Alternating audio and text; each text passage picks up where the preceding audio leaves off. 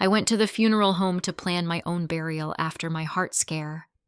I thought the hardest part would be choosing flowers or deciding what song should play at the service, but I was wrong.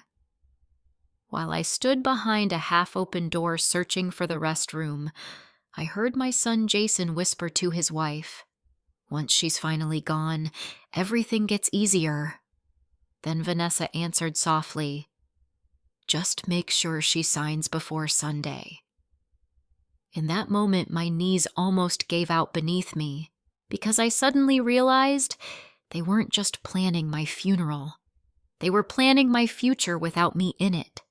If you've ever been hurt by someone you trusted with your whole heart, let me know in the comments. And before we continue, tell me where you're watching from and what time it is there right now. Stories like this remind us we're never truly alone. Don't forget to like and subscribe if emotional family stories speak to your heart. 9 months before that funeral home meeting, I was standing in my kitchen making chicken soup when I dropped the wooden spoon onto the floor.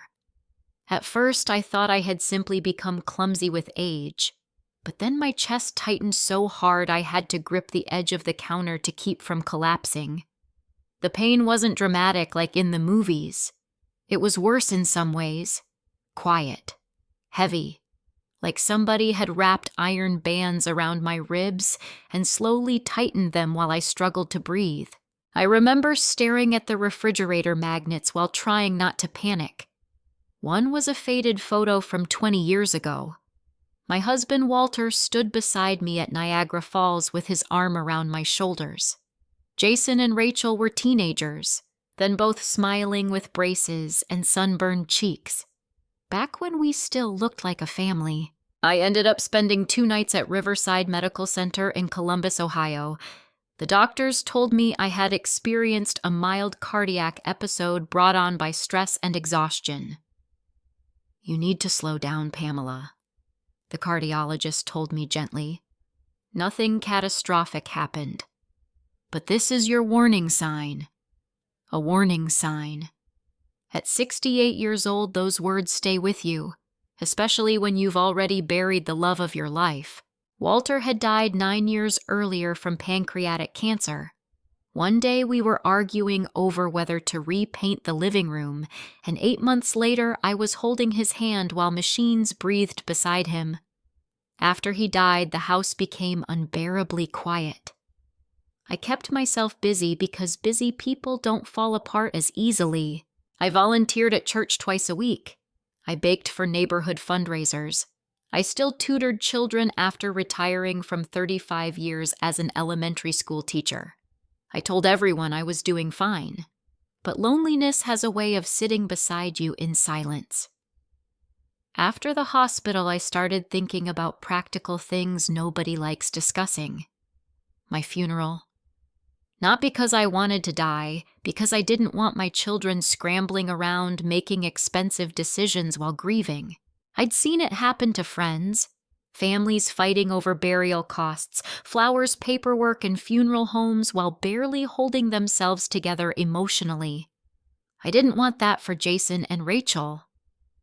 So one rainy Tuesday afternoon, I called a local funeral home and scheduled a pre-planning consultation. The strange part wasn't making the appointment. The strange part was how quickly Jason inserted himself into it.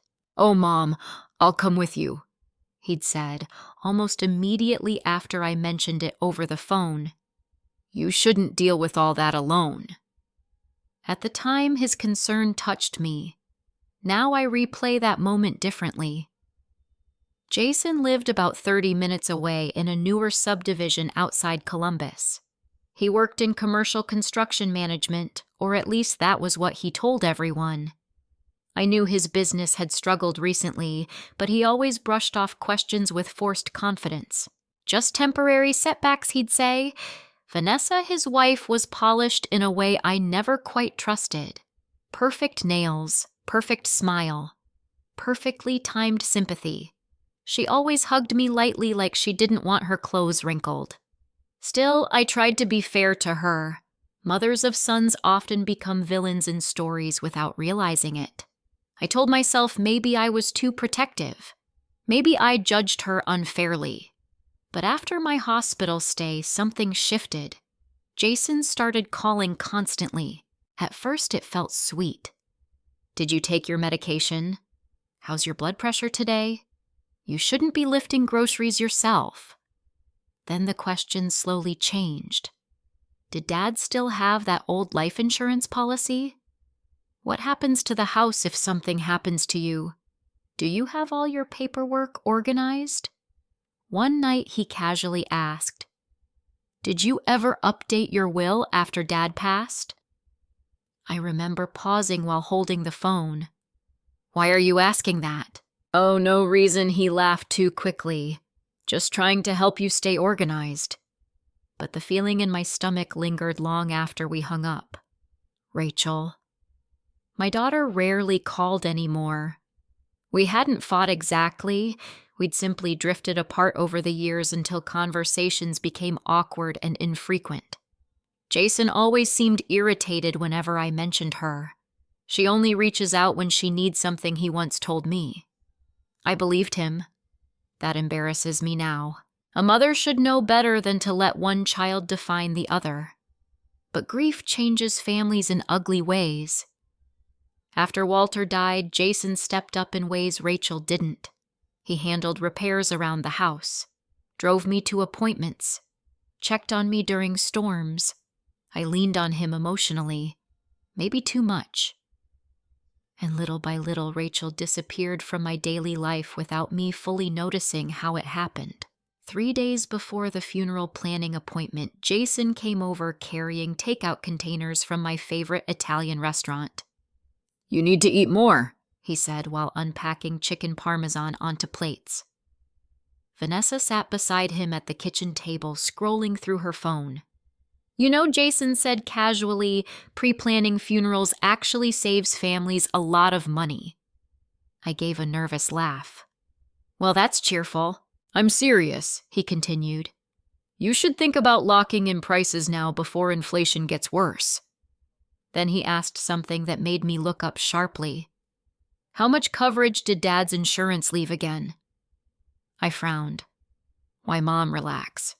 I'm just trying to make sure everything's protected." Vanessa finally looked up from her phone. "Jason worries because he loves you," she said softly. The words sounded correct, but not sincere. That night after they left, I stood at my bedroom window watching rain slide down the glass while unease crawled through my chest. Not fear exactly, just discomfort, like hearing footsteps behind you in an empty parking garage. The morning of the funeral home appointment arrived cold and gray. Jason insisted on driving. "You shouldn't stress yourself behind the wheel," he said. As we pulled onto the highway, he talked almost non-stop about practical matters, burial costs, property taxes, legal paperwork. He spoke about death the way accountants discuss spreadsheets. I stared out the passenger window at bare Ohio trees whipping past under heavy clouds. "Mom?" I blinked. "Sorry, what I asked if you've already chosen who handles your estate." "Oh. No, not officially." Jason nodded slowly, gripping the steering wheel. "You should probably decide soon." Something in his tone made my skin prickle. Not sadness, not concern. Urgency. That was the word. Urgency. When we finally arrived at the funeral home, a polite woman named Susan Miller greeted us warmly in the lobby. The building smelled faintly of lilies and coffee. Soft piano music floated through hidden speakers. Jason smiled at Susan like this was a business meeting instead of a conversation about burying his mother. And somehow sitting there beneath warm lighting and framed paintings of peaceful sunsets, I felt something cold settle quietly into my bones. I didn't know it yet. But before that meeting ended, I would hear the sentence that changed everything I believed about my son. Susan Miller had the kind of voice that made people lower theirs automatically. Soft, calm, respectful. The kind of voice people trust during the worst moments of their lives.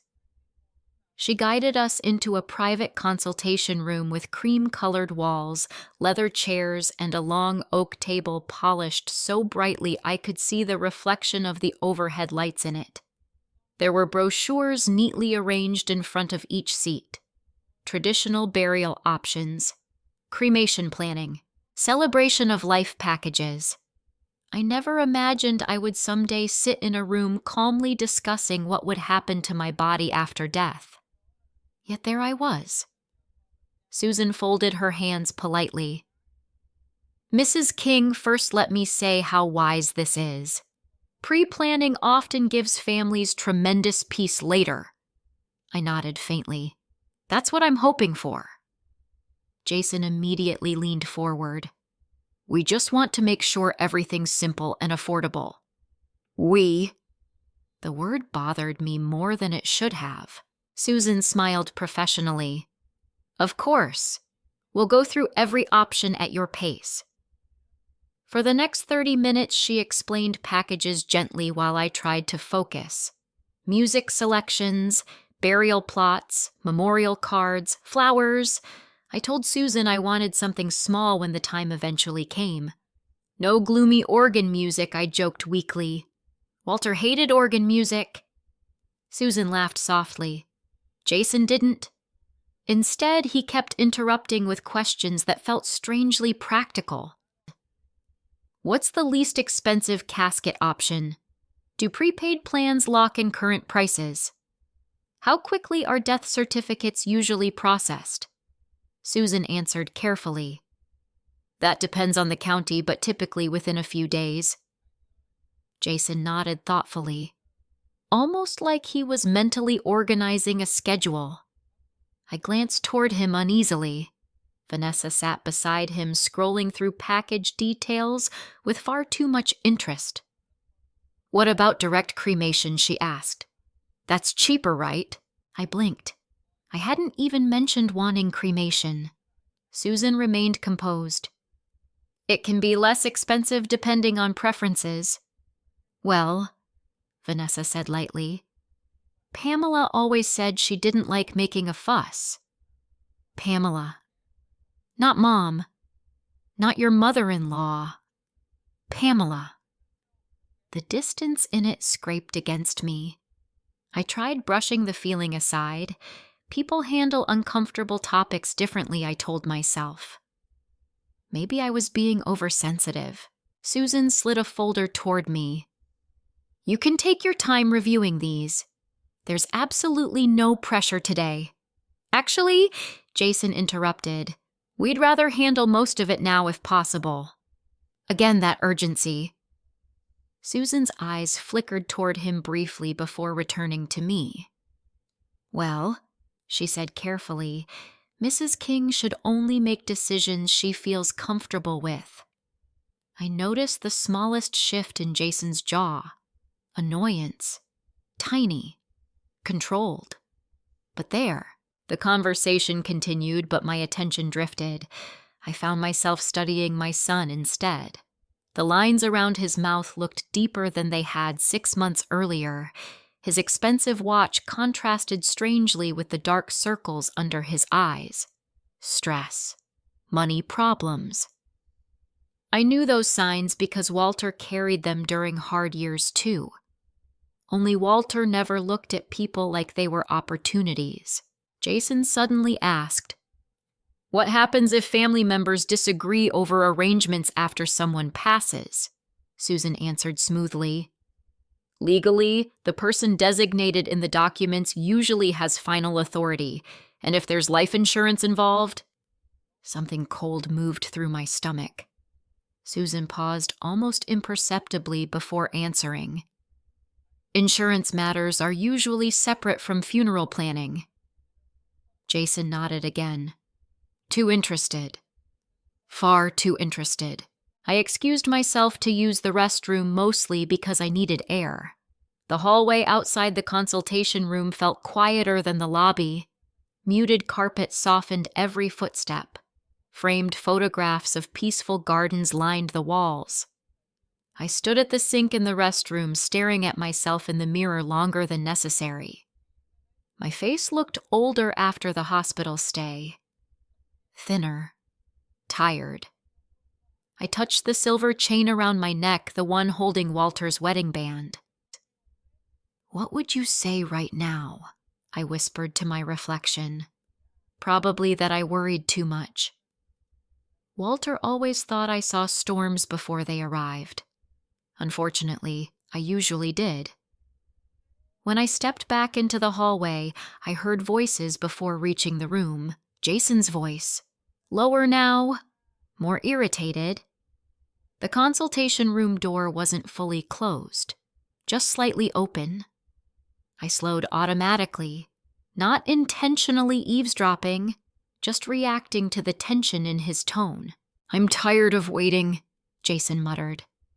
My breath caught. Vanessa answered quietly. "Then don't let her change her mind." Every muscle in my body stiffened. The hallway suddenly felt too narrow. Too warm. Jason exhaled sharply. "You think I don't know that I've been dealing with this for years." Vanessa lowered her voice further, but I still heard every word. "Once she signs Sunday, it'll finally be under control." Sunday.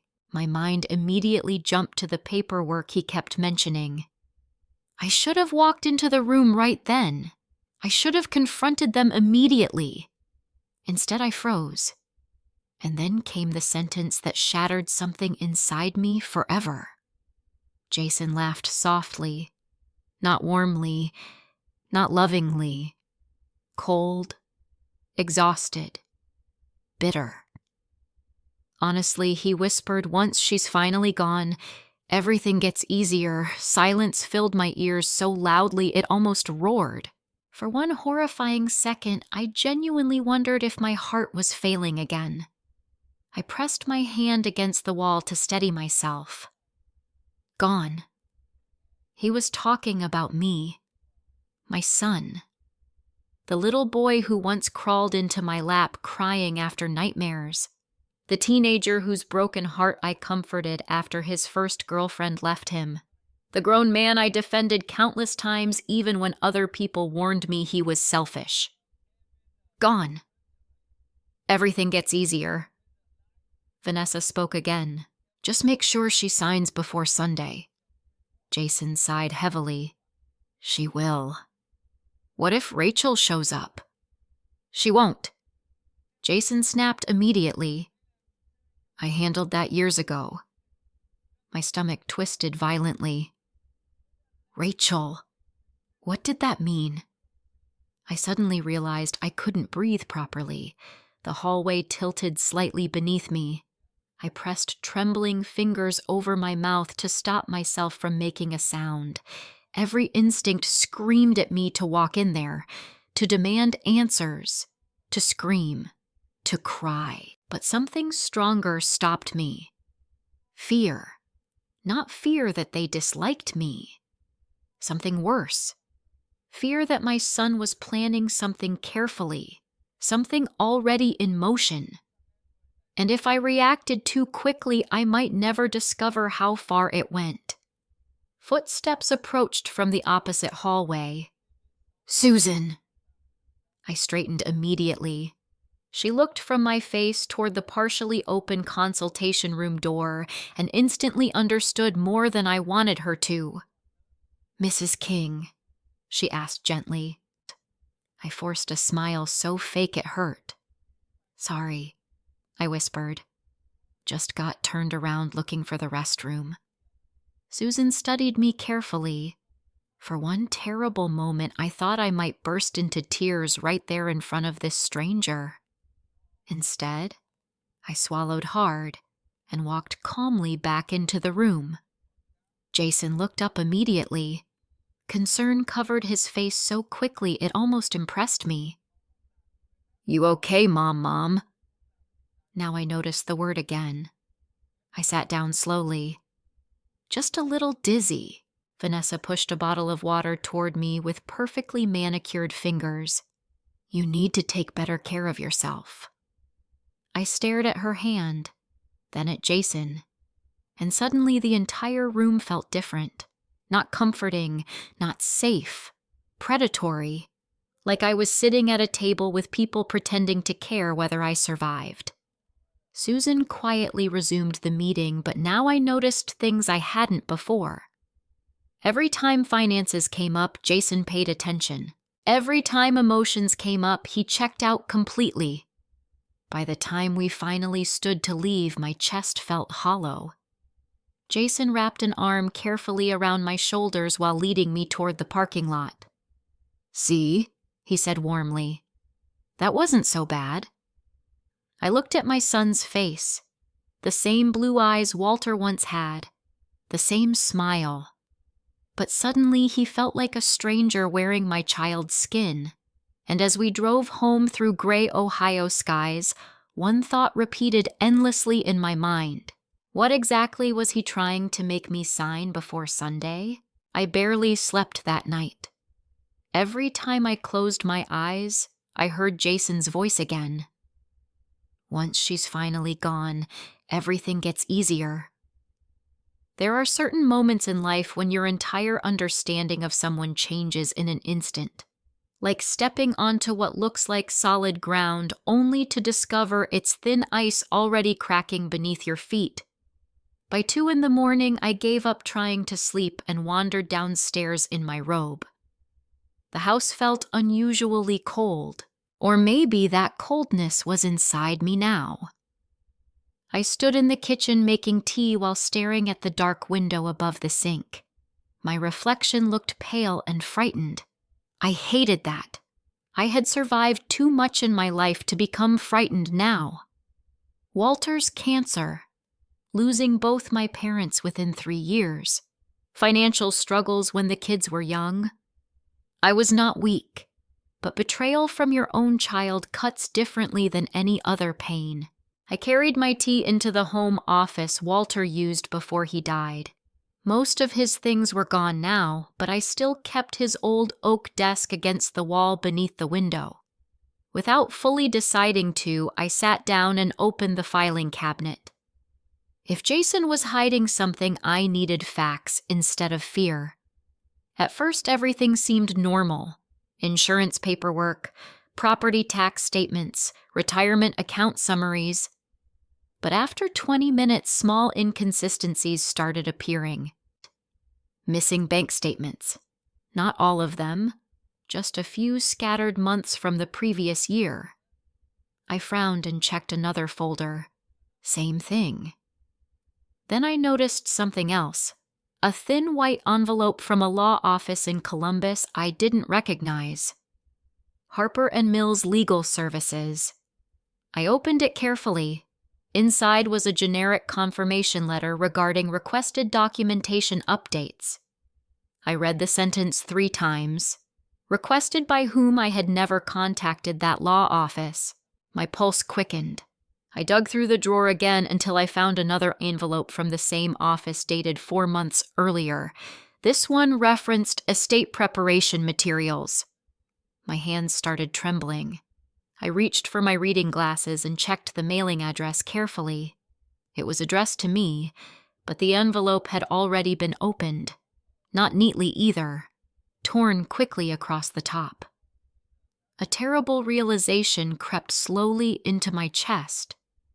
Someone else had been opening my mail, and suddenly I remembered 2 separate afternoons when Jason had stopped by while I was out grocery shopping.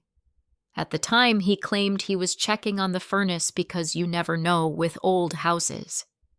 I believed him. God help me. I believed all of it. I pushed back from the desk and sat motionless for several seconds. Then I did something I should have done months earlier. I logged into my online banking. At first glance, everything looked fine, but after checking account settings more carefully, I froze. Emergency contact information had been changed. Instead of Rachel's name, which I distinctly remembered listing years ago, Jason's information now appeared as primary contact. My stomach tightened. I clicked through additional settings. Notification preferences had also changed.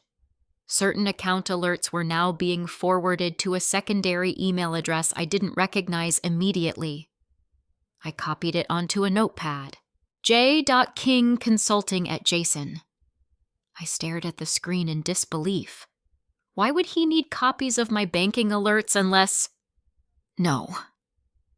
I physically shook my head. Surely this had some explanation. Maybe I accidentally authorized something. Maybe during the hospital stay. Maybe. But deep down, I already knew better. That was the worst part. Not discovering suspicious things. Realizing my instincts had already connected the pieces before my mind wanted to accept them. At 8:30 the next morning, I called the bank. A young customer service representative named Melissa answered cheerfully. After verifying my identity, I explained calmly that I wanted to review recent changes made to my account settings. "Of course, Mrs. King," she said politely. I gripped the phone tighter while she checked records. Then came the sentence that made my blood run cold. "It appears your son Jason King was added as an authorized emergency contact during an in-person consultation last spring." I sat upright instantly. "What consultation?" A pause. "Our branch notes indicate you attended together." "No?" I whispered. Silence. Then Melissa's tone shifted carefully. "Mrs. King, are you saying you did not authorize these updates?" I looked around my quiet kitchen. The ticking wall clock suddenly sounded deafening. "I honestly don't remember doing that," which was technically true, because I never had. Melissa suggested I visit the branch personally to review authorization records. I agreed immediately.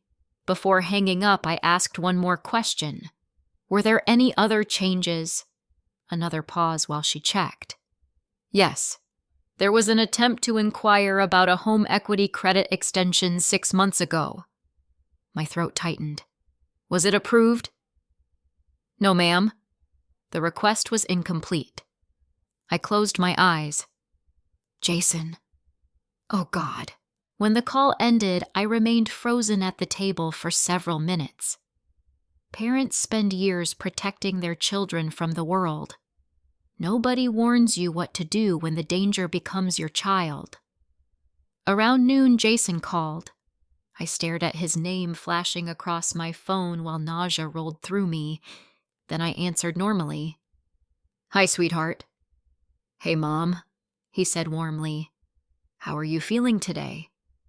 The performance in his voice made me physically ill now that I recognized it. "Tired," I admitted carefully. "Well, don't overdo it. Vanessa and I were thinking maybe we could come by Sunday for dinner." "Sunday?" My grip tightened around the phone. The same day Vanessa mentioned. "Dinner?" "Yeah. We could go over some future planning stuff too. Just family taking care of family." There it was again. Planning. Paperwork. Control. I forced a soft laugh. Maybe. "Let me think about it." A slight pause followed, almost imperceptible, but tense. "Sure," Jason replied. "Just don't wait too long on important decisions, okay?" The words sounded harmless, yet somehow they felt like pressure. After we hung up, I walked through the house checking every door and window lock. I hated myself for doing it. Hated what suspicion was turning me into, but something inside me no longer felt safe. That afternoon, I drove to a hardware store and paid a locksmith cash to change every exterior lock on the house. The young locksmith made polite conversation while working. "Break up," he joked. I forced a smile. Something like that. As he installed the final deadbolt, I caught myself glancing repeatedly toward the driveway, half expecting Jason to appear unexpectedly. That realization terrified me more than anything else. Fear had entered my home. That evening, I opened one final drawer in Walter's old desk. Inside sat a framed photograph from Rachel's college graduation 15 years earlier. She looked so happy standing between Walter and me. I traced her face gently with my fingertips. When had we become strangers, Jason always said Rachel was selfish, too busy, too wrapped up in her own life. But suddenly, I began replaying old memories differently. Birthdays Rachel missed because Jason claimed she forgot. Holiday invitations Jason insisted she declined. Phone calls that somehow never happened. Had I been manipulated all along? The possibility hurt almost as much as the funeral home whisper, because if it was true, then I hadn't only lost my son. I may have lost my daughter too. And somewhere deep inside me, beneath the grief and fear, something new quietly began forming. Not weakness, not denial, resolve.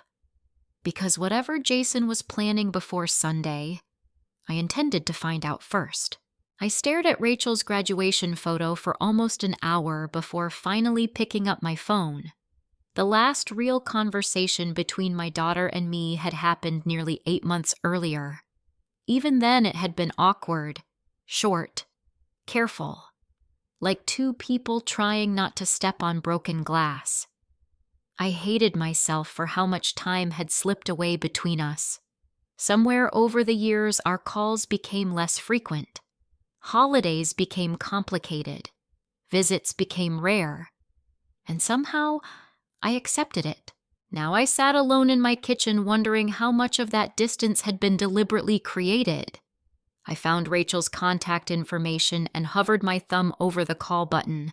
For one terrible second, I was afraid she wouldn't answer. Then the line began ringing. Once, twice, 3 times. Hello? Her voice sounded older than I remembered. Tired. Guarded. My throat tightened instantly. Rachel.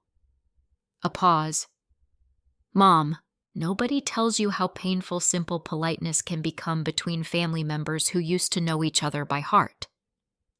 I know this is unexpected, I said quietly. Another pause.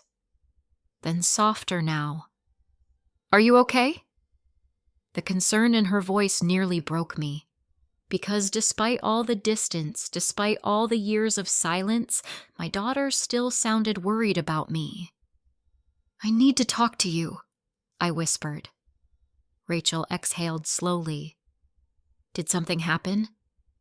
I looked around my kitchen, at the familiar curtains, the coffee mug Walter bought me 20 years earlier, the quiet little life I thought I understood.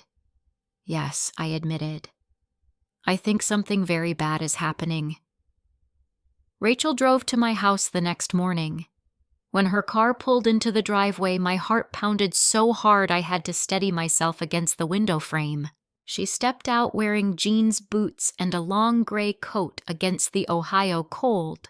Her dark hair was shorter now than I remembered, brushed just above her shoulders. For a moment, I didn't see the grown woman.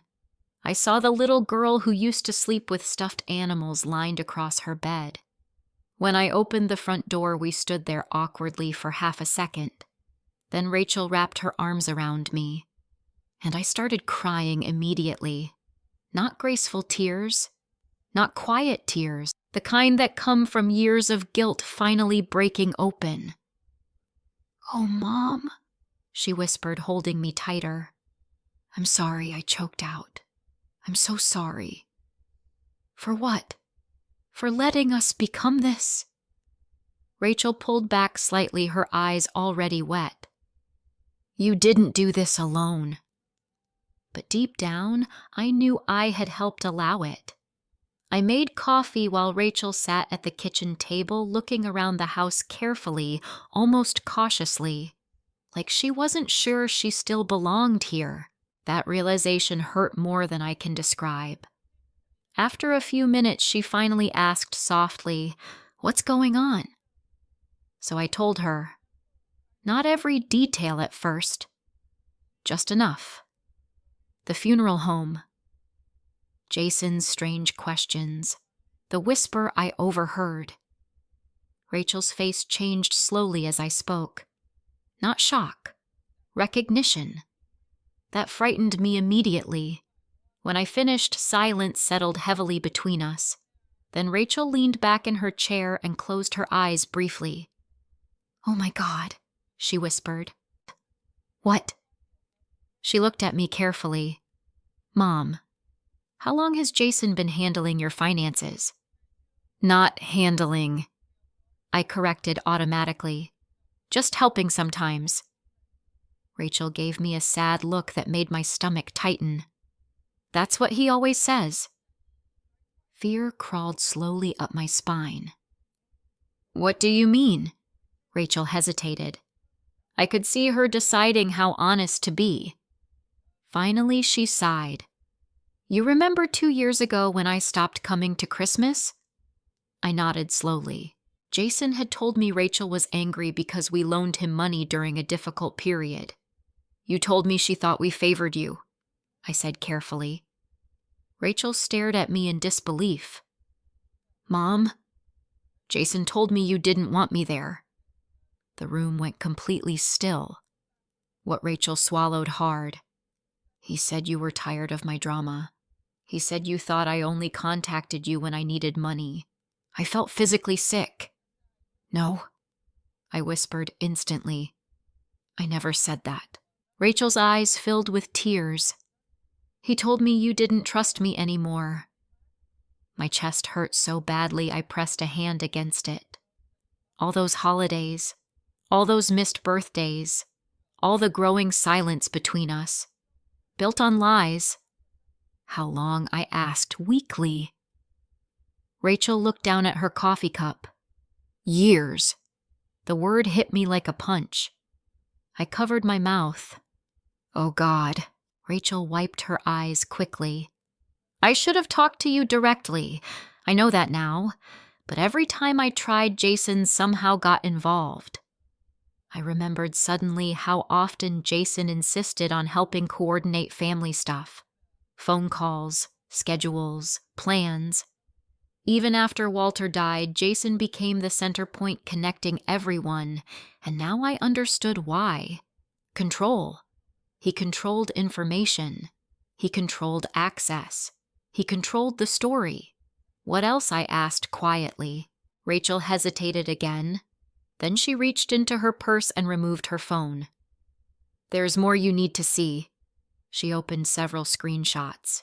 Emails. Bank inquiry notifications. Messages. My pulse accelerated as she handed me the phone. 6 months earlier, Jason had contacted Rachel asking detailed questions about my house, home equity, remaining mortgage balance, whether the property was fully paid off. At first, Rachel thought he was helping me refinance after the hospital bills. Then came another message. "If Mom ever gets confused about paperwork, I may need your cooperation." My hands started trembling. "He said you were becoming forgetful," Rachel said softly, "that he might need legal authority to help protect you." I looked up sharply. Legal authority. Rachel nodded grimly. "He asked if I'd support him getting power of attorney if your health got worse." The kitchen suddenly felt too small, too bright. I pushed the phone away like it might burn me. "He can't do that." Rachel's expression darkened. "Mom, I think he's already trying." I stood abruptly and walked to the sink, gripping the edge hard enough to hurt my fingers. Outside, cold wind rattled dead leaves across the backyard patio. Everything felt unreal. This couldn't be my son. Not Jason. Not the little boy who cried when he accidentally stepped on a bird's nest in 2nd grade. But memory can become dangerous when it blinds you to the adult standing in front of you. "Rachel," I whispered without turning around. "Do you think he would actually hurt me?" Silence. Long silence. When I finally looked back, Rachel's face looked heartbroken. I think she said carefully, "He's desperate enough to justify things to himself. That answer terrified me more than a simple yes, because desperation makes people unpredictable. Rachel stood and walked toward me slowly. Mom, there's one more thing. My stomach dropped. What? She took a shaky breath. About a year ago, Jason tried to use your information for a loan inquiry. I stared at her. What kind of loan? Home equity? I felt dizzy again. Rachel continued quietly. The bank flagged inconsistencies in the signatures, so it never went through. For a moment, I genuinely couldn't speak. My own son, trying to borrow against my home without my knowledge. Tears burned my eyes again, but this time they felt different. Not grief, anger. Finally, pure anger. Rachel touched my arm gently. We're going to fix this. Such a simple word, but unlike Jason's version, Rachel's sounded safe. Real. For the first time since the funeral home meeting, I no longer felt completely alone. And somewhere deep inside me, beneath all the heartbreak, another realization quietly formed. Jason thought I was weak, old, confused, easy to manipulate. He had no idea how dangerous a mother becomes once she finally stops denying the truth. By Saturday morning, I had stopped crying. Something inside me had hardened overnight. Not my love for Jason. That stubbornly remained, which almost made everything worse. No matter what terrible things he had done, part of me still remembered the boy who used to run into my bedroom during thunderstorms because he was afraid of lightning. But love and trust are not the same thing, and my trust in him was dying quickly. Rachel arrived early, carrying a grocery bag and legal notepad. You need to eat, she said immediately after stepping into the kitchen. I almost laughed. She sounded exactly like Walter. While she made scrambled eggs, I sat at the table staring at the papers spread in front of me. Banknotes, printed emails, the funeral home brochure Jason insisted I keep. Every piece of evidence made the situation feel more real, more dangerous. Rachel placed coffee beside me carefully. What's the plan? She asked. I looked down at my hands. The skin looked thinner than it used to, veins more visible, tiny age spots near my knuckles. Jason probably looked at these same hands and saw weakness, someone easier to manipulate. I want to know exactly what he's trying to make me sign, I said quietly. Rachel nodded slowly.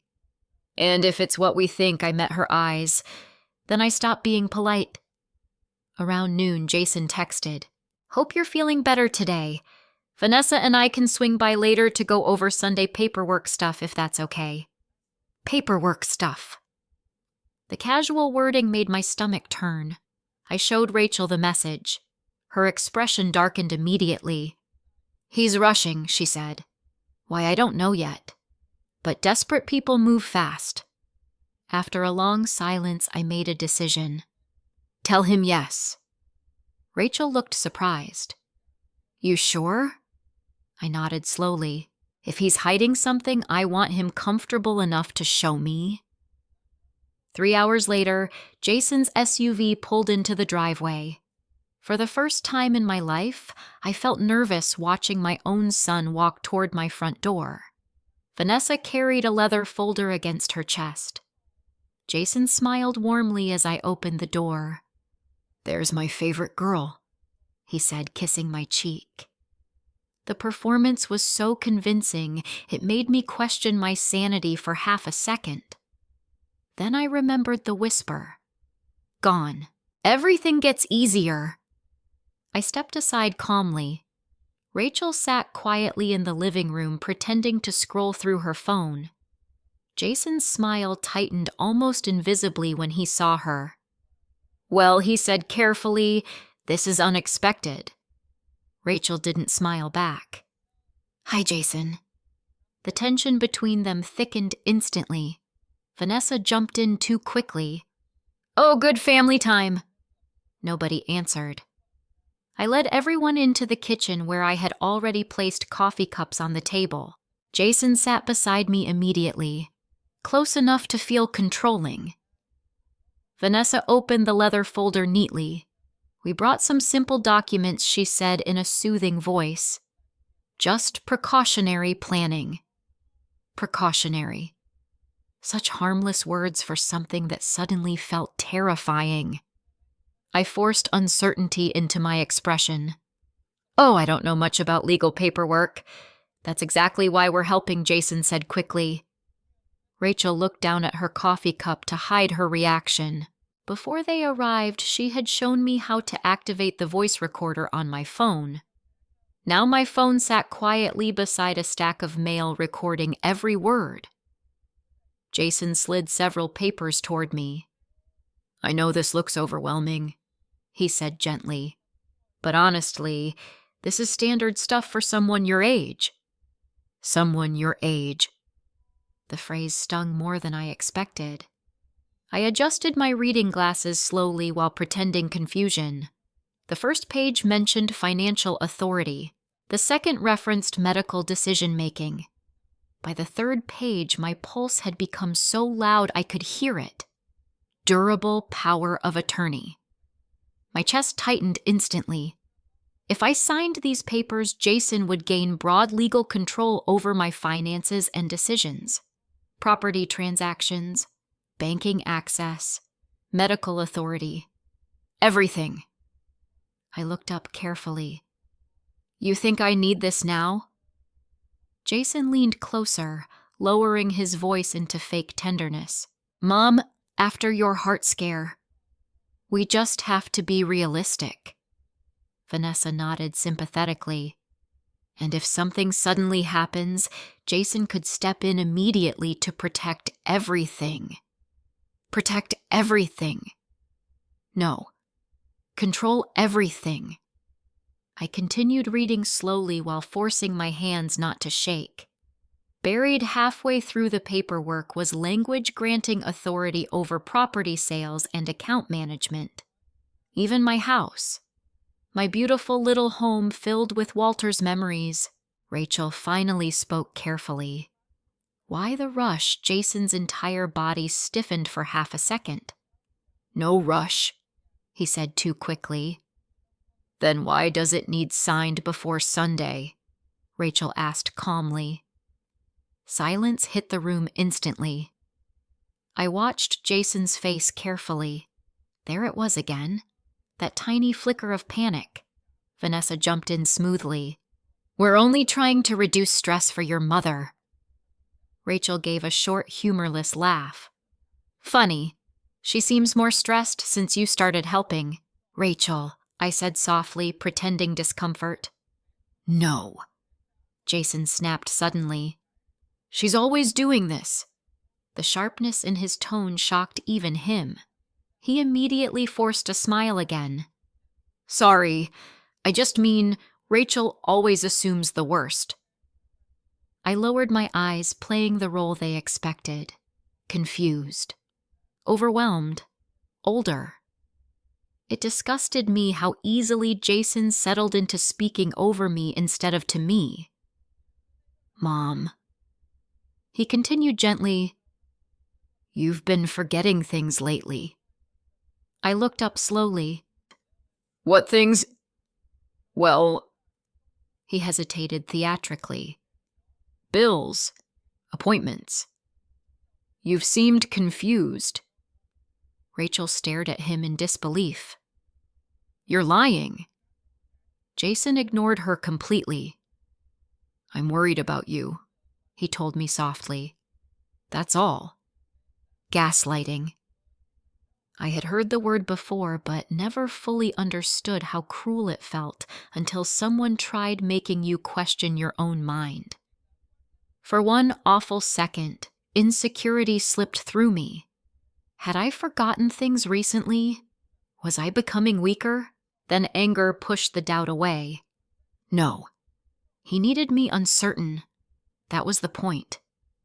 Vanessa slid a pen gently toward me. We can make this quick. Quick.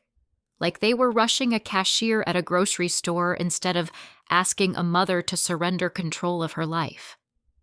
I picked up the pen slowly. Jason visibly relaxed. That terrified me most of all. Not guilt, not hesitation. Relief. Because he truly believed he was about to win. I turned one more page deliberately, then stopped. Near the bottom sat a section allowing immediate authority activation under broad medical concern recommendations, broad enough to abuse easily. My heart pounded. If Jason convinced a doctor or even claimed confusion or instability, he could potentially access nearly everything. The realization chilled me to my core. I set the pen down carefully. I think I need more time. Jason's smile vanished instantly.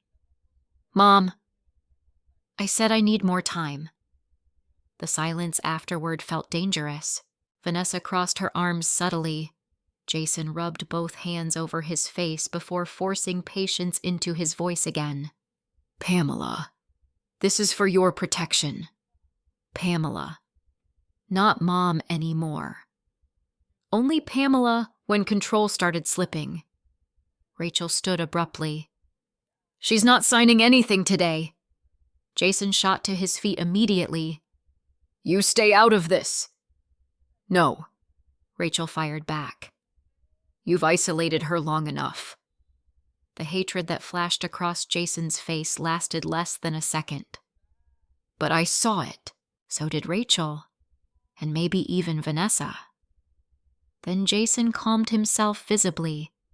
Mom, he said quietly. I'm trying to help you. I looked at my son. Really looked at him. The exhaustion beneath his eyes. The tension in his jaw. The desperation hidden beneath rehearsed concern. And for the first time, I realized something important. Jason wasn't only manipulative. He was scared. Terrified, actually. Which meant whatever financial trouble he was hiding had become worse than I imagined. After they finally left, Rachel locked the front door behind them and turned toward me slowly. You heard it too, didn't you? I nodded faintly. He panicked. Rachel exhaled hard. Then she looked at the unsigned paperwork still sitting on the kitchen table. Mom, she whispered. I think he was closer to taking everything than we realized. I stared at the documents while a cold certainty settled deep inside me. Sunday dinner wasn't going to be family reconciliation. It was going to be a trap. And now I knew exactly what Jason wanted. My signature. Sunday dinner was less than 24 hours away when Susan Miller called me unexpectedly. I almost didn't answer. My nerves had become so frayed that every ringing phone sounded like bad news. But when I saw the funeral home number appear on the screen Saturday evening, something told me to pick up. Mrs. King Susan's gentle voice came through carefully. I hope I'm not disturbing you. No, I said quickly. Not at all. A brief silence followed. Not awkward. Measured. Like she was choosing her words very carefully. I've been thinking about our meeting yesterday, she finally said. My grip tightened around the phone instantly. I see. I normally stay far away from family matters, Susan continued softly, but something about your son's questions troubled me. I sat down slowly at the kitchen table. Rachel looked up from across the room, immediately noticing my expression. What kind of questions? I asked quietly.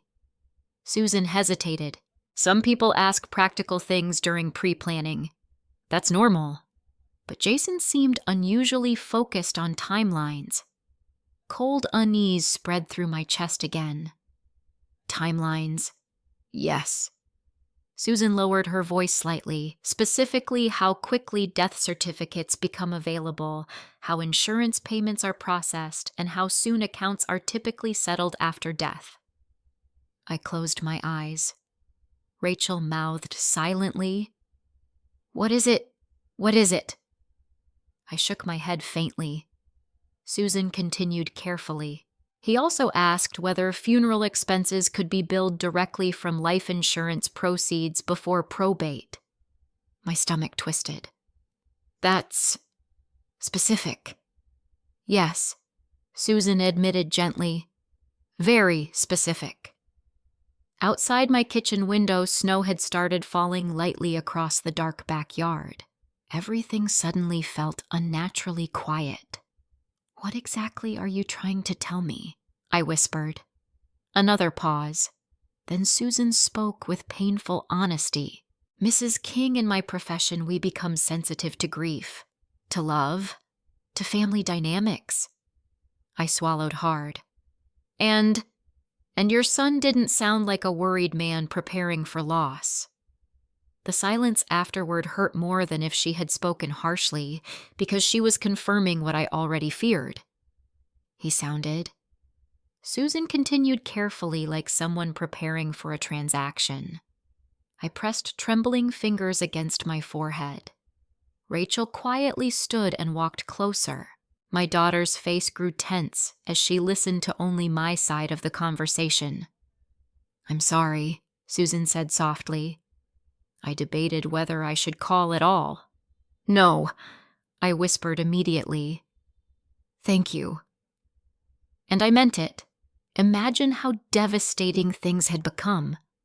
A stranger from a funeral home cared more about my safety than my own son. Susan exhaled slowly. There's one more thing. Fear tightened every muscle in my body. What he asked about body release timing. I frowned in confusion. What does that mean? In some cases, Susan explained gently, families want to know how quickly arrangements can proceed after death. My throat tightened painfully. And Jason asked that. Yes. I couldn't speak for several seconds, because suddenly I understood something horrifying. Jason wasn't just thinking vaguely about the future. He had mentally organized my death into steps, documents, insurance, funeral costs, death certificates, property. Like checking items off a list. I know this may sound inappropriate, Susan said softly, but I wrote down notes after your appointment because his questions made me uncomfortable. Rachel's eyes widened as she watched my face. You wrote notes. Yes, I document unusual consultations when instincts tell me something feels wrong. A strange wave of emotion rose unexpectedly in my chest. Relief. Not because the situation improved, but because another person had seen it too. I wasn't imagining things. I wasn't paranoid. This was real.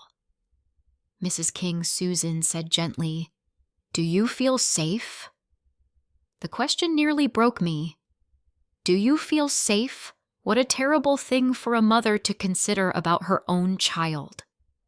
I looked around my kitchen slowly, the home Walter and I built together, the curtains I sewed myself, the refrigerator covered in old family photos.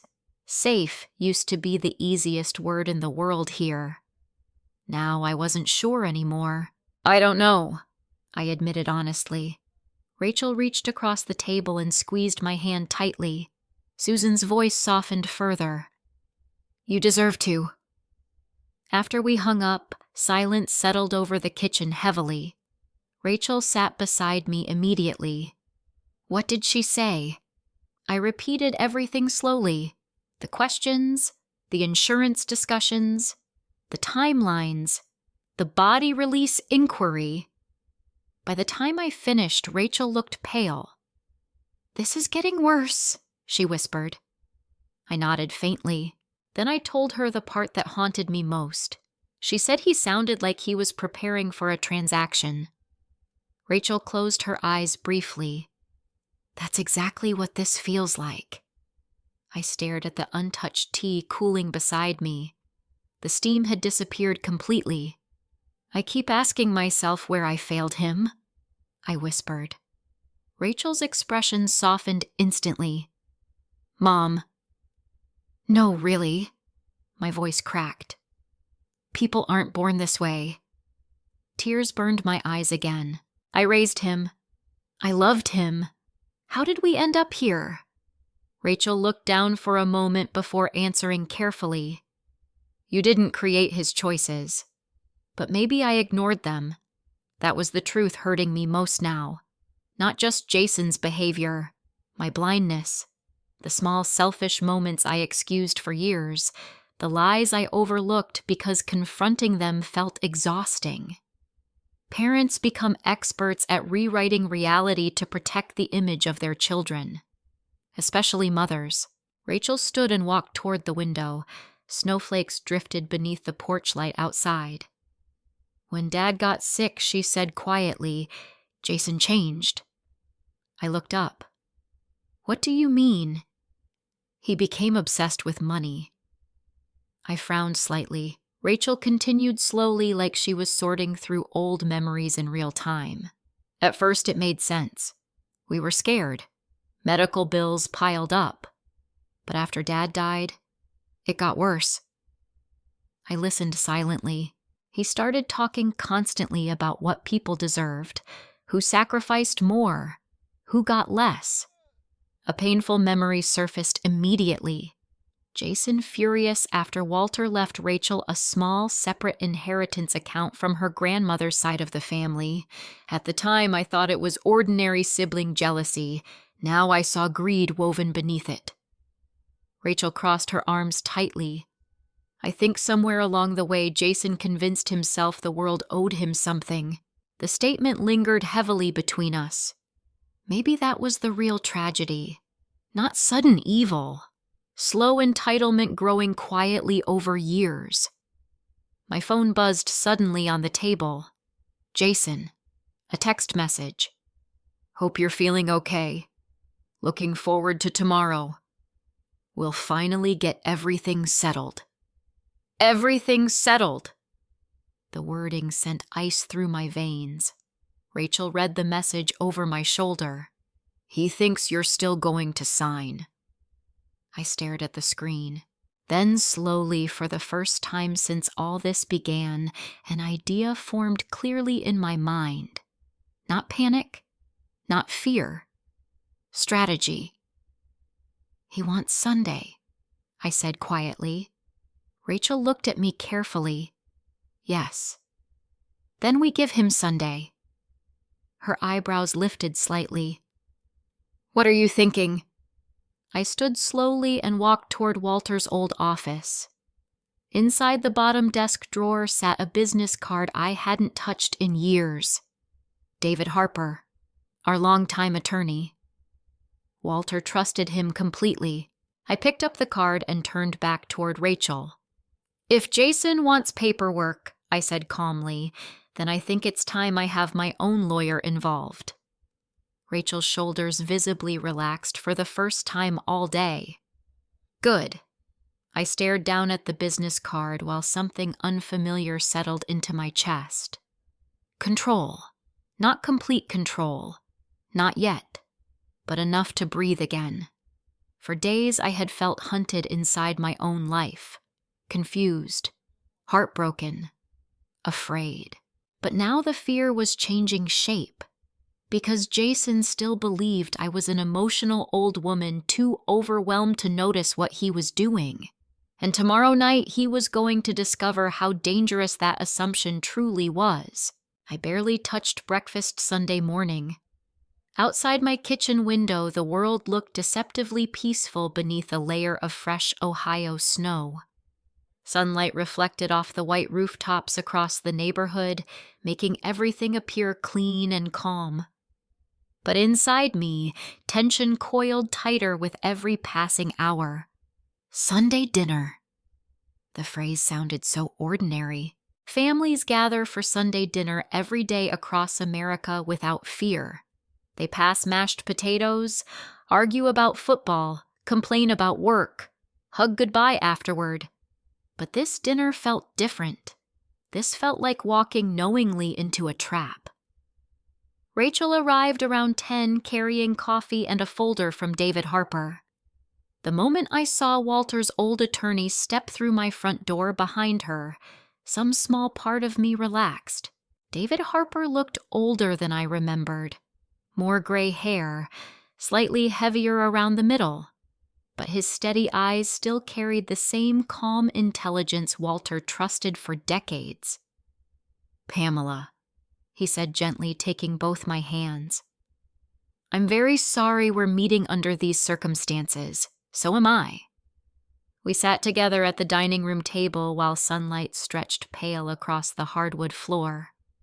I explained everything from the beginning. The funeral home, the whispers, the paperwork, the account changes. David listened without interrupting, occasionally making notes in careful handwriting. When I finished, silence settled heavily over the room. Finally, he removed his glasses slowly. "You were wise not to sign anything." My stomach tightened.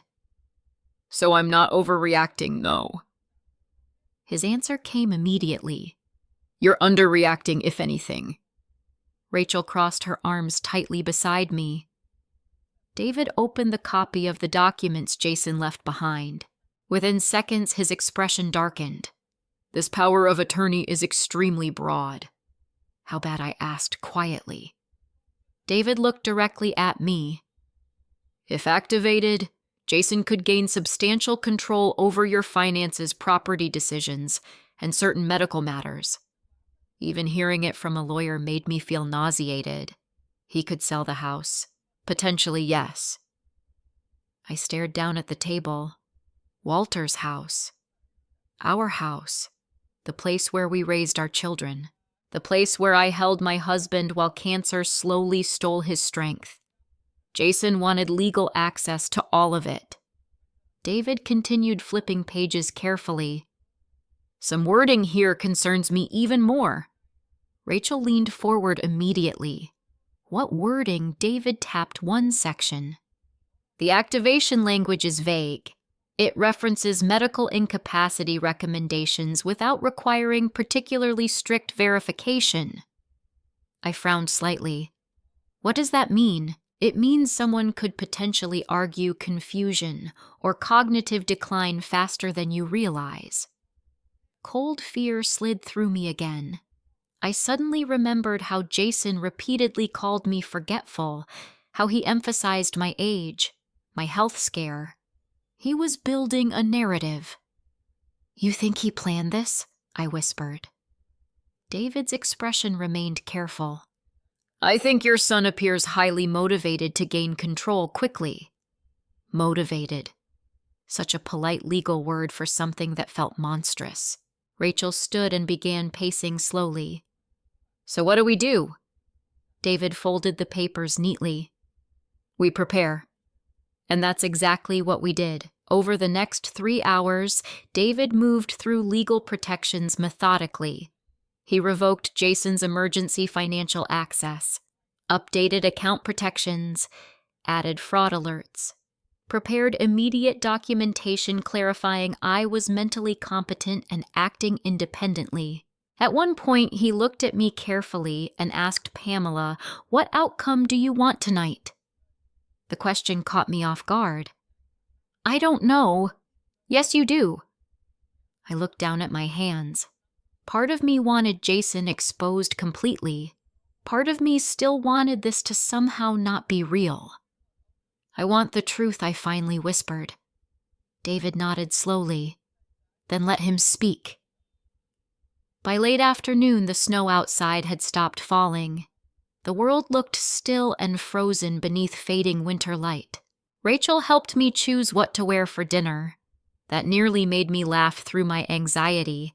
Imagine being 68 years old and still needing your daughter before a difficult evening. I chose a dark blue sweater Walter always liked and small pearl earrings. Nothing dramatic, nothing weak either. When I looked in the mirror before leaving, I noticed something strange. I no longer looked frightened. Heartbroken, yes, but not frightened. Rachel drove separately while I followed behind in my own car. David planned to arrive later. Not hidden exactly, just unexpected. Jason's neighborhood looked postcard perfect beneath Christmas lights and fresh snow. Warm glowing windows, decorated wreaths, beautiful homes built to suggest successful lives. But appearances had become difficult for me to trust lately. Vanessa opened the front door before I even reached it. "There she is," she said brightly. "Come inside before you freeze." The house smelled like roasted garlic and wine. Soft jazz played through hidden speakers. Everything looked carefully arranged, like a performance. Jason emerged from the kitchen carrying a glass of red wine.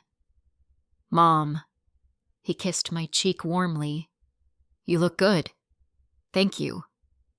His eyes searched my face carefully, evaluating, looking for uncertainty, weakness. "Feeling okay?" he asked. "Better today." I watched visible relief flicker through him again. Vanessa guided me toward the dining room where candles glowed along the center of the table. For one surreal moment, the evening almost felt normal. Then I noticed the black leather folder waiting beside Jason's chair. My pulse slowed strangely instead of quickening, because now I understood something important. Preparation changes fear. And tonight, I was no longer the only person prepared. Dinner began with painfully forced small talk. Weather, traffic, holiday decorations. Jason laughed too loudly at things that weren't funny. Vanessa kept refilling wine glasses nobody really wanted. Rachel arrived 20 minutes later. The temperature in the room dropped instantly. Jason's smile tightened again. Didn't know this was becoming a group event.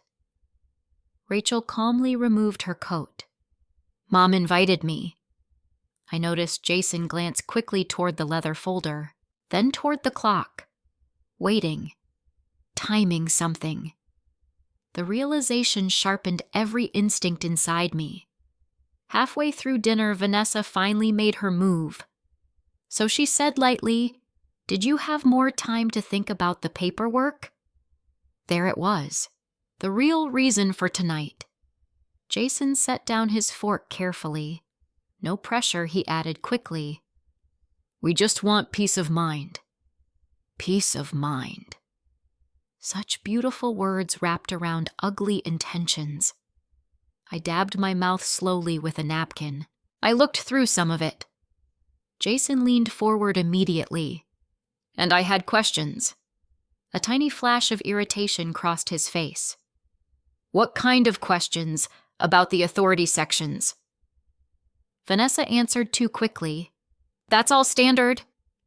Rachel spoke before I could. "Actually, it's not." Silence. Heavy silence. Jason's eyes hardened. "You're not involved in this." "She is now," Rachel replied calmly. I watched Jason's control beginning to crack. Just slightly, but enough. Then the doorbell rang.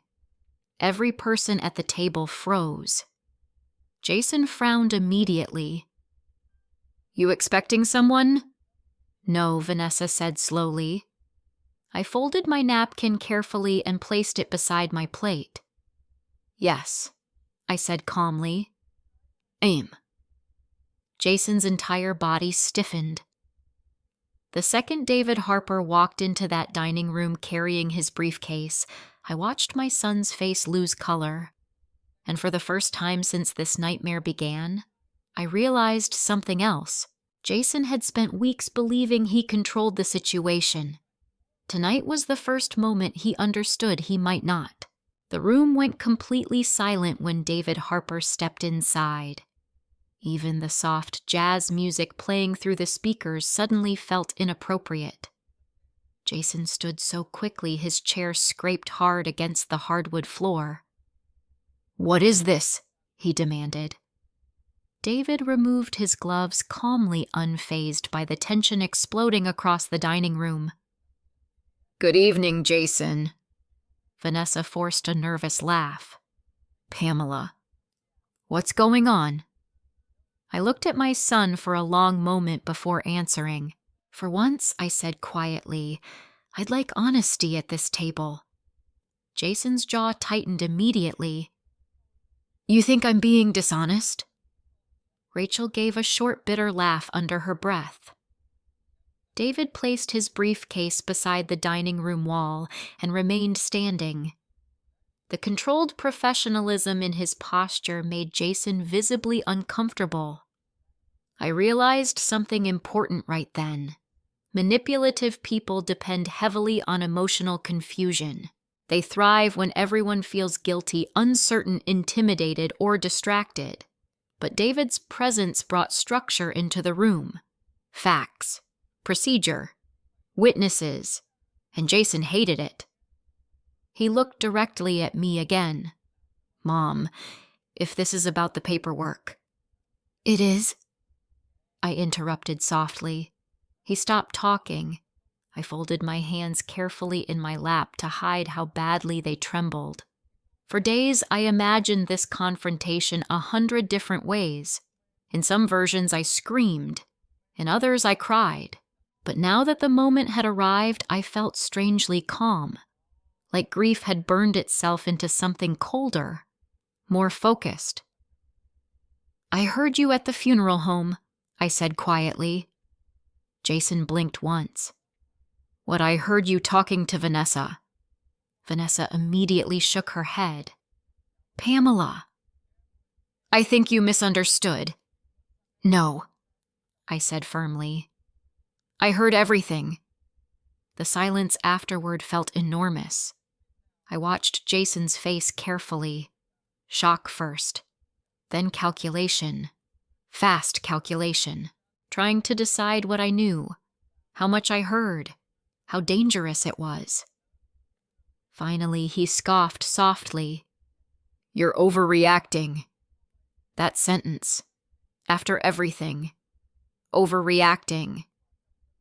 I almost laughed. You said I continued slowly. Once she's finally gone, everything gets easier. Vanessa inhaled sharply. Jason immediately pointed toward me defensively. That's not what I meant. Then what did you mean? He opened his mouth, closed it, looked toward Vanessa, toward Rachel, toward David, searching for support that wasn't there. Finally, frustration broke through. Oh my God, Mom, you seriously turned one private conversation into this. Rachel slammed her hand onto the table. One private conversation about your mother dying. Jason rounded toward her instantly. You stay out of this. No. Rachel shot back. You've been manipulating this family for years. That's ridiculous. Is it? She snapped. Or should we talk about the lies you told both of us? Jason's face flushed dark red. I sat motionless while the years of buried resentment finally cracked open around me. You told Mom I only cared about money, Rachel continued. You told me she didn't want me around anymore. Jason scoffed again. You were never around? Because you pushed me out? Vanessa suddenly stood up too. This is getting completely out of control. I looked directly at her. No, I said quietly. I think it's finally becoming honest. For one brief second, guilt flashed across Vanessa's face. Not enough. But there. Jason paced away from the table, dragging both hands through his hair. You have no idea the pressure I've been under.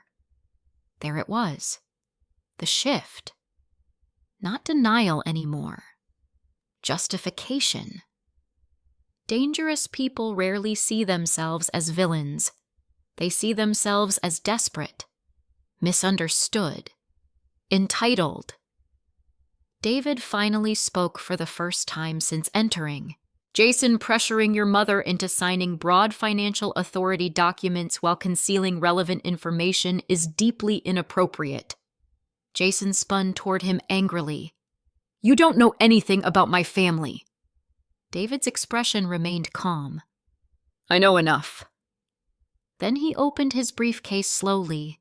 The sound alone seemed to tighten the entire room. Jason's eyes narrowed immediately. What is that documentation? David answered. I watched panic flicker across my son's face again. Small, quick, but real. David removed several folders neatly. Before tonight, he said calmly, Pamela updated her financial protections, revoked unauthorized access permissions, and documented concerns regarding coercive legal pressure. Jason stared at him, then at me. You went behind my back. The accusation stunned me. Behind his back, as though my own finances belonged to him already. I stood slowly. No, Jason, I said quietly. I protected myself. His expression changed instantly. Anger replaced panic now. Raw anger. From me, he snapped. After everything I've done for you.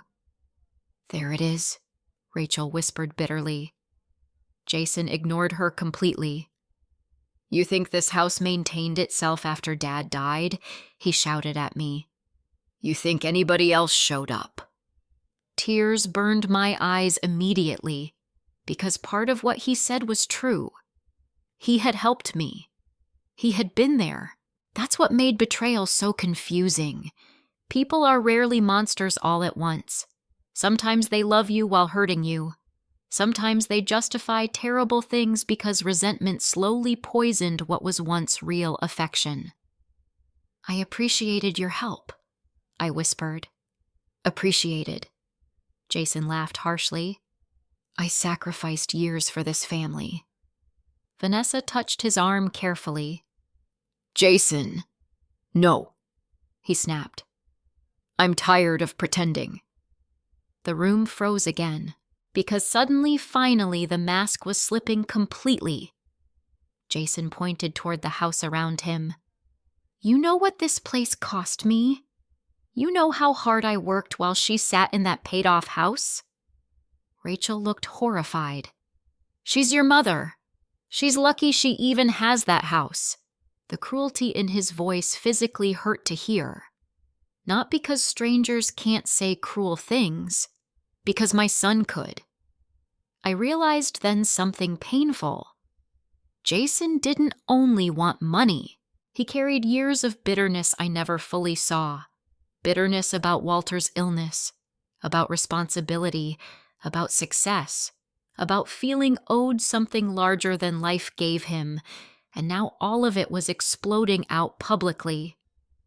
David calmly slid another document across the table.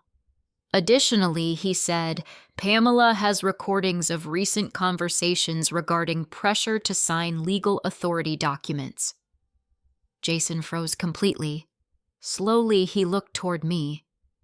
You recorded me. I met his stare directly. Yes. The betrayal on his face almost made me sick. Imagine that. He felt betrayed. Vanessa sank back into her chair, silently pale and shaken. For the first time all evening, I noticed something important. She looked scared now, too. Not just nervous. Scared. As though things had moved further than she expected. David spoke again. There's also written documentation from Susan Miller at the funeral home regarding concerning financial inquiries related to Pamela's death. Jason's entire body stiffened. You talked to Susan. I didn't have to, I answered quietly. She called me herself.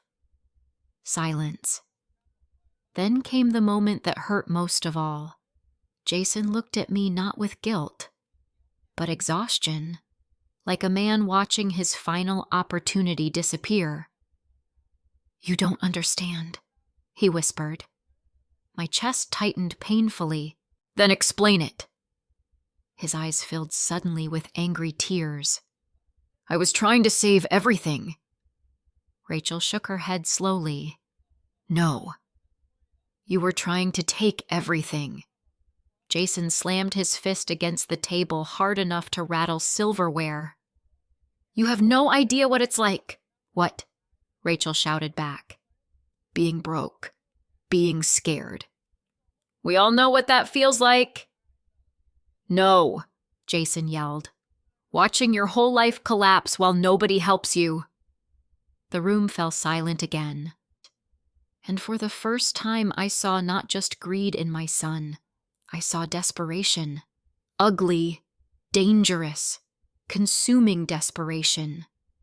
But desperation does not excuse betrayal, especially betrayal planned so carefully. I looked at him through tears that refused to stop now. "You were preparing for my death, Jason." His face crumpled briefly, but he still didn't deny it. That silence told me everything, and somewhere deep inside me, a final fragile piece of denial finally broke forever. Nobody spoke for several seconds after my last words. The silence inside Jason's dining room felt heavy enough to crush the air from my lungs. Outside, snow drifted softly past the windows, while candlelight flickered across untouched plates of food growing cold on the table. Everything looked so normal, and yet my family was breaking apart in front of me. Jason lowered himself slowly into his chair again, like all the strength had suddenly drained from his body. Vanessa sat rigidly beside him, staring down at her folded hands. Rachel remained standing near the doorway, watching her brother with a mixture of anger and heartbreak. David Harper quietly organized his documents without interrupting. And I sat there realizing this might be the moment I truly lost my son. Jason rubbed both hands over his face before finally speaking again. "You think I wanted this?" he muttered bitterly. Rachel crossed her arms tightly. "What exactly did you want, Jason?" His laugh came out harsh and exhausted. "You really want to know?" "Yes," I whispered. For the first time all evening, Jason looked directly at me without pretending. No fake warmth, no rehearsed concern, just a tired, middle-aged man unraveling under the weight of his own choices. "My company is collapsing," he admitted quietly. The confession settled heavily across the room. Vanessa closed her eyes briefly, like she'd heard this speech too many times already. Jason stared at the table while speaking. "We lost 3 major contracts this year. Then material prices went up. Then the lawsuits started." "What lawsuits?" Rachel asked sharply. Jason ignored her question at first. "I kept thinking I could recover," he continued. "Every month I thought one more deal would fix it." "But it didn't," David said calmly. Jason looked up sharply. "No." His voice cracked on that single word. "No." I suddenly saw him differently for a moment. Not as the little boy I raised, not as the frightening stranger from the funeral home, just a frightened man drowning financially while trying desperately to hide it. But sympathy and trust are not the same thing, and sympathy could not erase what he planned. "How bad is it?" I asked softly. Jason laughed bitterly again. "Bad enough that the bank's about to take almost everything." Rachel stared at him in disbelief. "So your solution was stealing from Mom?" "I wasn't stealing." The explosion in his voice startled everyone. Jason slammed his palm against his chest. "I was trying to save my family by preparing for your mother's death," Rachel fired back. Jason stood again immediately. "You don't understand pressure. You keep saying that," Rachel snapped. "What pressure justifies lying to Mom for years?" Jason looked away, and that silence told its own story. David finally spoke carefully. "Jason, there's evidence of unauthorized inquiries involving Pamela's home equity and financial accounts." Jason's jaw tightened instantly. I never took anything. But you tried, Rachel said coldly. Vanessa finally spoke for the first time in several minutes. Jason said it would only be temporary. Everyone turned toward her. Tears shimmered suddenly in her eyes. He said once things stabilized, he'd pay everything back. Jason looked furious immediately. Vanessa. No, she whispered shakily. I'm tired too. The room shifted again, cracks spreading wider. Vanessa looked at me with obvious guilt now. I didn't know about the funeral conversation, she admitted quietly. Not fully. I stared at her. You told him to make sure I signed before Sunday. She swallowed hard. I knew he needed financial authority quickly. Tears slipped down her face. But I thought it was because creditors were closing in. Creditors! The word sent another chill through me. How much debt? David asked calmly. Jason laughed without humor. Over 700,000. Rachel inhaled sharply. Even I felt dizzy hearing the number spoken aloud. Jason began pacing again. The business loans were personally guaranteed. Credit cards are maxed out. We're behind on the mortgage. There's a lawsuit from a supplier. He pointed helplessly around the expensive dining room. You think any of this is real? Half of it's financed. Suddenly, everything made sense. The forced perfection, the expensive cars, the polished image. People drowning financially often become obsessed with looking successful. Appearance becomes survival. I didn't know what else to do, Jason whispered finally. And there it was, the truth beneath everything. Not hatred, not pure greed. Desperation twisted into entitlement, because somewhere along the way Jason convinced himself that my money was already his rescue plan. My house, my savings, my death benefits, my future. He mentally spent all of it before I was even gone. I wiped tears from my face slowly. You should have come to me honestly. Jason looked at me with open frustration. And said what? Hey, Mom, I destroyed my business and need hundreds of thousands of dollars. Yes, I answered quietly. The simplicity of my response seemed to hit him harder than yelling would have. You're my son! His face crumpled briefly. For one painful second, I saw shame finally breaking through. Real shame. But then it twisted quickly back into defensiveness. You wouldn't have understood. Rachel let out an angry laugh. She understood Dad's cancer bills. She understood losing her husband. She would have understood financial problems. Jason looked down. Not this. David opened another folder carefully.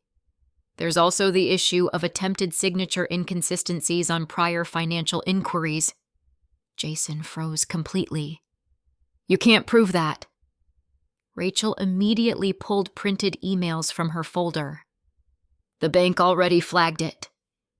The color drained from Jason's face again. Vanessa covered her mouth slowly.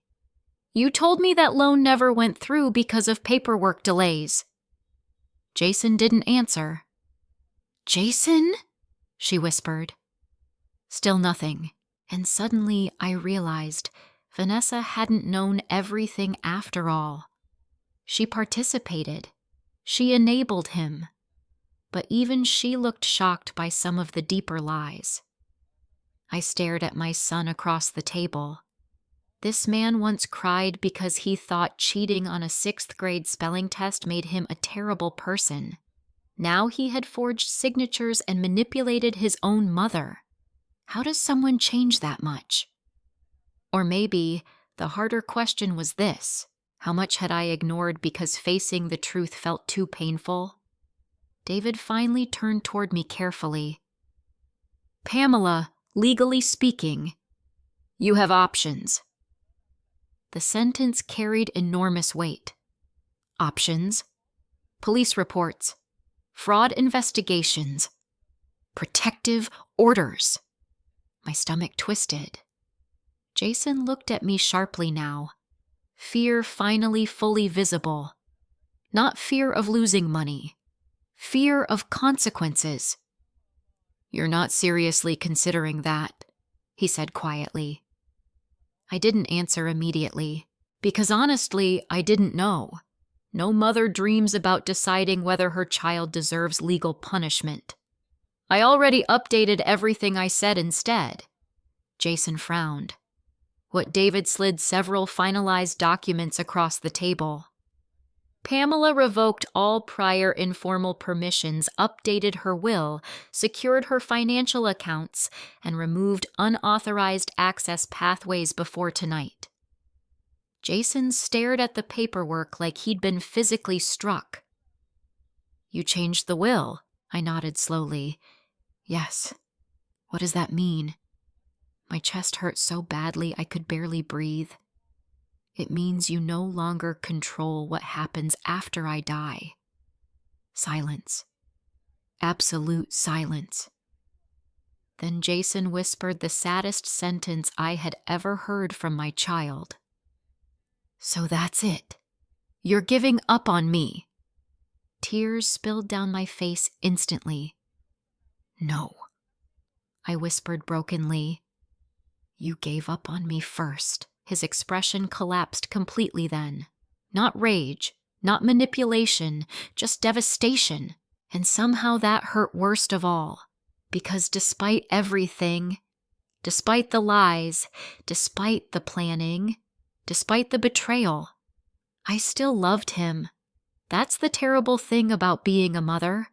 Sometimes love survives long after trust is dead. 3 months after that Sunday dinner, I went back to the funeral home alone. The snow was gone by then. Spring had finally reached Ohio, softening the sharp edges winter left behind. Small green buds pushed through flower beds outside the building, and warm sunlight stretched across the sidewalk as I walked toward the entrance. The first time I came here, I thought I was preparing for death. This time, I understood I was preparing for the rest of my life. Susan Miller recognized me immediately when I stepped inside. Her expression softened gently. "Mrs. King." I smiled faintly. "Please," I said. "Call me Pamela." She led me back into the same consultation room where my world had shattered months earlier. Oddly enough, the room no longer frightened me. Maybe because I wasn't the same woman anymore. Susan sat across from me carefully. "How have you been?" Such a simple question. And yet, for the first time in years, I actually considered it honestly before answering. "Better," I said softly. "Still healing, but better." And that was true. Healing did not happen all at once after that night. There was no dramatic moment where everything suddenly became peaceful.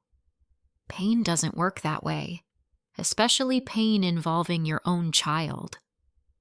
For several weeks after the confrontation, Jason barely contacted me at all. David Harper finalized additional protections around my finances and property. We documented everything thoroughly in case legal action ever became necessary. In the end, I chose not to pursue criminal charges. Some people may disagree with that decision. Maybe they're right.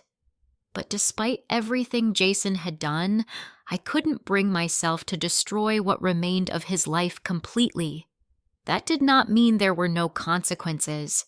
I removed him from every financial role, every document, every account. My will changed permanently. Trust once broken that deeply does not magically return because someone apologizes. And Jason did apologize, at first through angry messages, then defensive emails, then finally, silence. Weeks later, a handwritten letter arrived in my mailbox. Not typed, not polished, just messy blue ink on lined paper. I must have read it 20 times. He admitted fear, pride, shame. He admitted that somewhere along the way he stopped seeing me as a person and started seeing me as the answer to all his problems. That sentence haunted me most, because I think many families quietly fall into that trap. Parents become resources instead of people, safety nets instead of human beings. Jason wrote that he hated himself for what he became. I cried while reading the letter, not because everything was fixed, but because for the first time in months I heard honesty from my son instead of manipulation. I still haven't fully forgiven him. Maybe one day I will. Maybe I won't.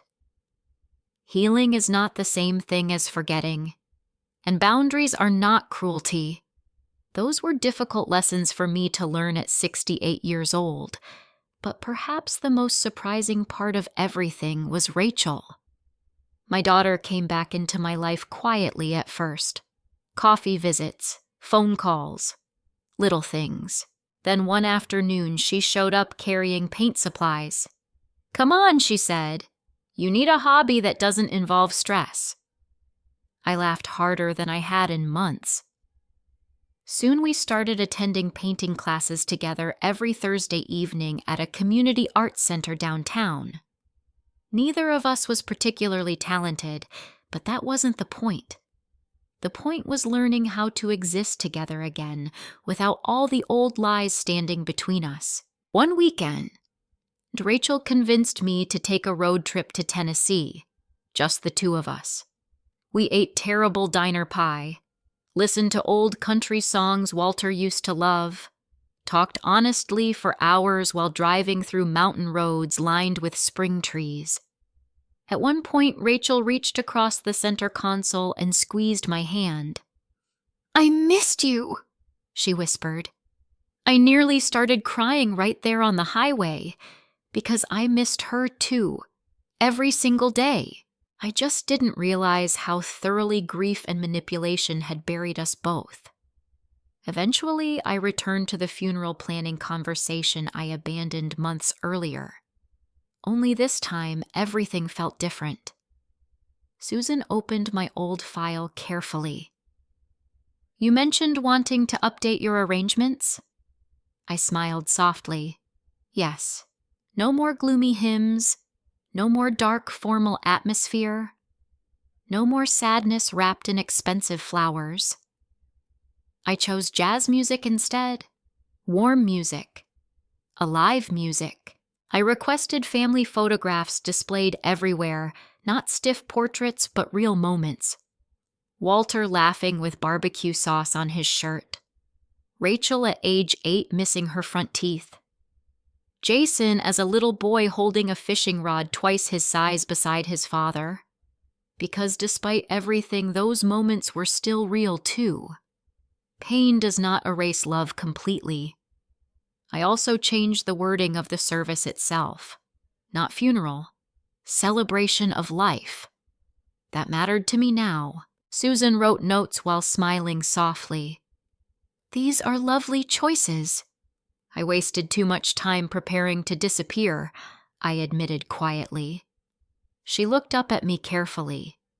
"What changed?" I thought about that question for a long moment. Then I answered honestly. I remembered I'm still alive. The words settled gently between us, and suddenly I realized how true they were. For months after my heart scare, I moved through life like someone slowly preparing to leave it behind, quietly organizing my death, quietly shrinking my world, quietly accepting loneliness as normal. But hearing my son speak about my death forced me awake in the most painful way imaginable, because when someone starts treating your life like it's already over, you either collapse or you fight to reclaim it. And I finally did. Before leaving the funeral home, Susan handed me the updated paperwork folder. As I stood near the lobby doors, sunlight spilled warmly across the floor. "Take care of yourself, Pamela," Susan said gently. This time I smiled without forcing it. "I plan to. That evening, Rachel came over for dinner. Real dinner. Messy kitchen, music playing too loudly, wine glasses left on the counter, half-finished painting supplies spread across my dining room table. Life. Actual life. At one point, Rachel looked around the house and smiled. "You seem different." "I am different." How I thought carefully before answering. Then I looked toward the old framed photo of Walter hanging above the fireplace. When I walked into that funeral meeting, I said softly, "I thought I was planning for death." Rachel listened quietly, but I walked out learning how to live again. And for the first time in a very long while, I truly meant it. Sometimes the hardest truth in life is realizing that love alone cannot protect us from betrayal. Family is supposed to feel safe, but even the people closest to us can lose themselves in fear, greed, pride, or desperation. That does not mean we stop loving them.